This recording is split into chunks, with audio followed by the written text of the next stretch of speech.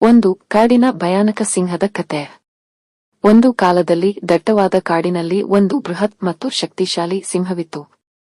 ಅದು ಪ್ರತಿದಿನ ಕಾಡಿನ ಪ್ರಾಣಿಗಳನ್ನು ಬೇಟೆಯಾಡಿ ಭಯಭೀತಗೊಳಿಸುತ್ತಿತ್ತು.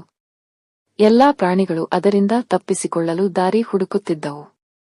2. ಬುದ್ಧಿವಂತ ಮೊಲದ ಯೋಜನೆ. ಒಂದು ದಿನ ಬುದ್ಧಿವಂತ ಮೊಲ ಸಿಂಹನನ್ನು ಮಾರುಹೊಯ್ಯಲು ಒಂದು ತಂತ್ರ ಕಲ್ಪಿಸಿತು.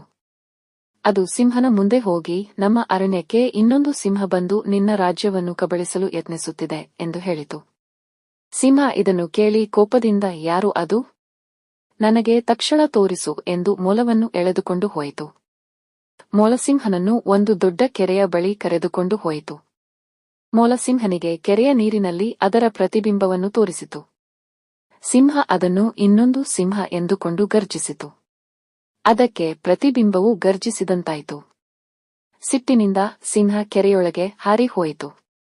ಸಿಂಹ ಕೆರೆಯಲ್ಲಿ ಮುಳುಗಿ ನರಳಲು ಆರಂಭಿಸಿತು, ಆದರೆ ಹೊರಬರಲು ಸಾಧ್ಯವಾಗಲಿಲ್ಲ. ಇದರಿಂದ ಅರಣ್ಯದ ಪ್ರಾಣಿಗಳು ನಿರ್ಭಯವಾಗಿ ಬದುಕಲು ಸಾಧ್ಯವಾಯಿತು. ಅವುಗಳು ಮೊಲದ ಬುದ್ಧಿವಂತಿಕೆಯ ಮೆಚ್ಚಿಕೊಂಡವು. ಪಾಠ: ಬುದ್ಧಿಮತ್ತೆ ಶಕ್ತಿಯಿಗಿಂತ ಶ್ರೇಷ್ಠ.